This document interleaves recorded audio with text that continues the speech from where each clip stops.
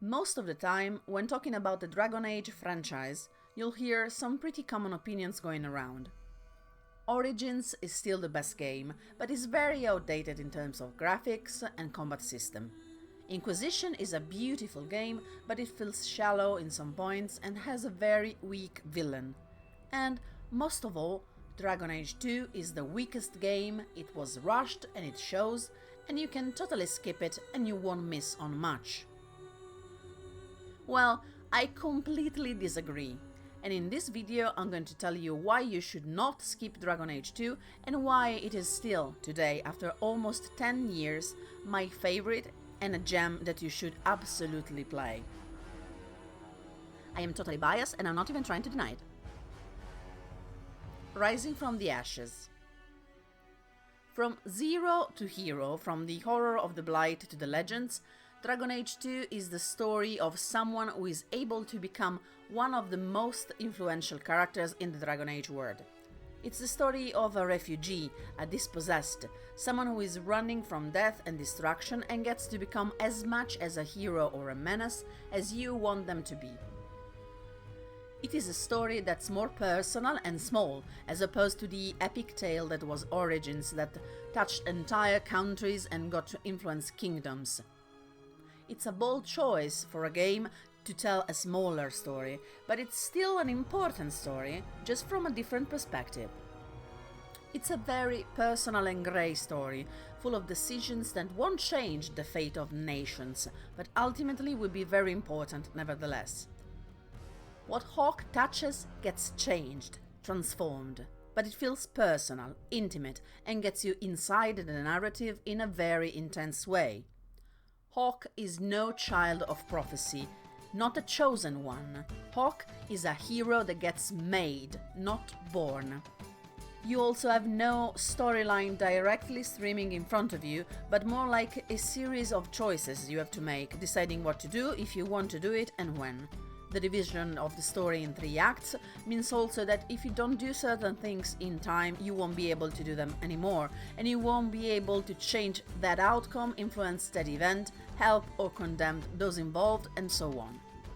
It's way more similar to Mass Effect in this narrative sense than to Dragon Age Origins. It is also a story that will give you background for Inquisition and will get you invested and emotional about what is going to happen.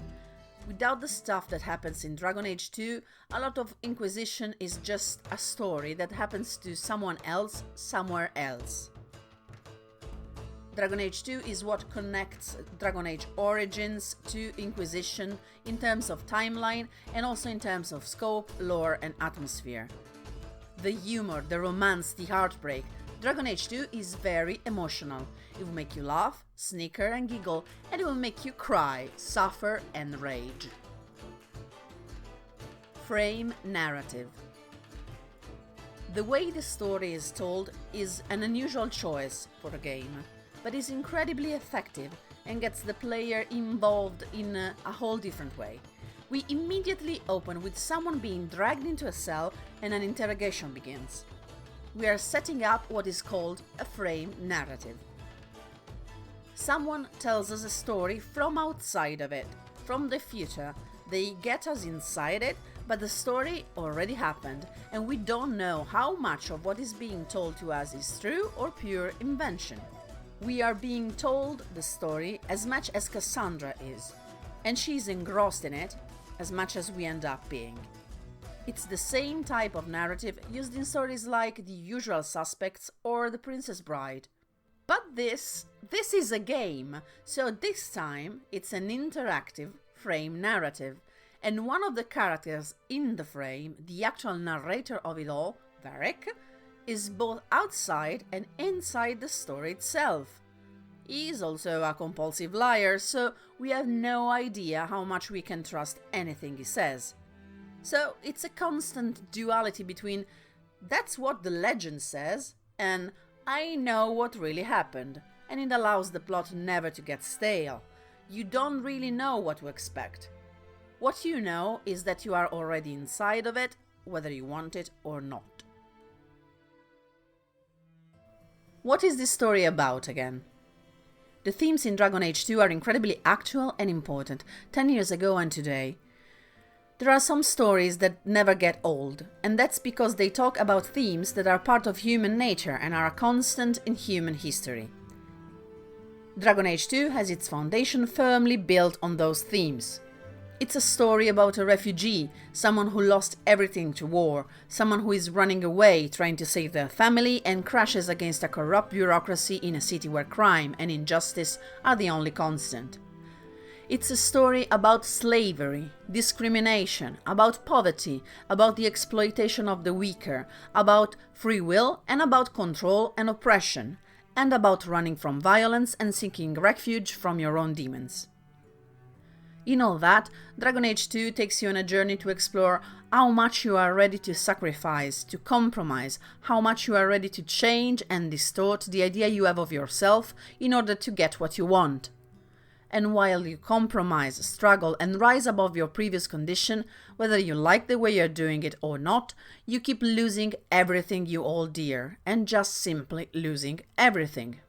Because Dragon Age 2 is also a game about consequences, about making hard decisions that impact your life and change others, and sometimes, for how small a story it is, the little pebbles that you put in motion end up as an avalanche that will change your life, your destiny, and, in the end, the world around you. Friends, enemies, lovers. The ragtag band of misfits you end up collecting around Hawke is made of incredible characters, flashed out, complex, told by banter, by dialogue, by character design. Everyone is an outcast in some way, no one of them is in a good position when they meet Hawke, and their stories will blend together like a tapestry, becoming a sort of found family, a band of brothers and sisters with a horrible city in common and a refugee named Hawke. The characters are some of the best and the worst of all the Dragon Age franchise. Yes, they are sometimes the worst, because you will notice incongruous behavior and you will find them extremely annoying sometimes, but they are also the best for the exact same reasons.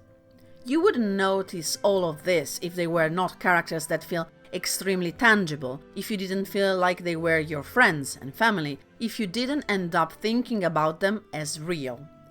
The band of misfits that you will build around your Hawke is one of the best crew you will ever have the fortune to play with.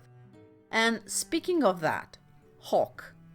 Hawke is your character and you are going to love being Hawke, even when things go extremely bad, and they will.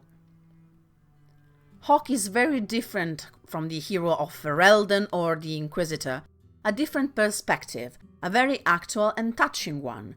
You would miss a lot not taking the chance to see Thedas from their point of view.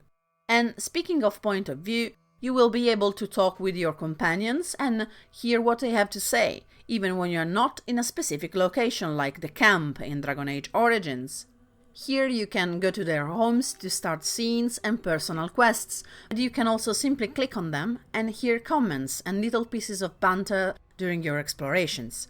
More than that, you can also talk to your Hawke. Yes, you can talk to yourself. If you select and control other characters and click on Hawke, you will always have something funny or interesting to say. Then of course there will be banter between the characters, they will talk to each other much more than they used to do in Origins, and you'll get snide remarks, some arguing, and insight on their personality and their past. You will have your friends, your family, but your enemies and rivals will be there as well, and they will be there, believe me. Templars will look way more complex and menacing. Blood magic will get way more real, the Qun will cease to be something far away, and everyone around you will have an agenda, a secret, and a plan.